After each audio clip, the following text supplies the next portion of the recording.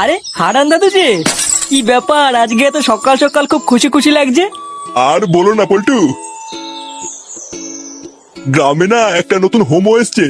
আমাকে একটু আগে রাস্তায় ডেকে বললো 10 টাকা দাও, হ্যান্ডেল মেরে দেবো। সে যে কি মজা গো পল্টু, আর কি বলবো। সকাল সকাল মনটা পুরো ভালো হয়ে গেল। কি বললা? 10 টাকা দিয়ে হ্যান্ডেল মেরে দিল? তা নয় তো আর কি বলছি গো ফুটো। তোমরা কিন্তু আবার এইসব কথা কাউকে বলো না, ঠিক আছে? না না দাদু, আমরা কাউকে বলবো না। লেওরা তুমি কাউকে বলো না। আচ্ছা আচ্ছা, ঠিক আছে ঠিক আছে।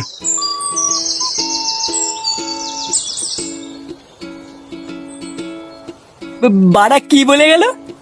গ্রামে একটা নতুন হোমো এসছে, 10 টাকা দিয়ে হ্যান্ডেল মেরে দিল। পল্টুদা, এটা ফুটো শালার কাজ না তো? আমারও তো বাড়া তাই মনে হচ্ছে রে।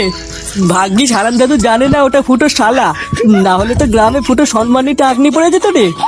বাড়া, চুদির ভাই তলে তলে এই ব্যবসা করছে। ফুটো, তুই কোনো চিন্তা করিস না, তোর শালাকে এই গ্রামে কেউ চেনে না, কোনো সমস্যা হবে না। হ্যাঁ, তুই কোনো চিন্তা করিস না। চল মদনের দোকান থেকে চা খেয়ে আসি।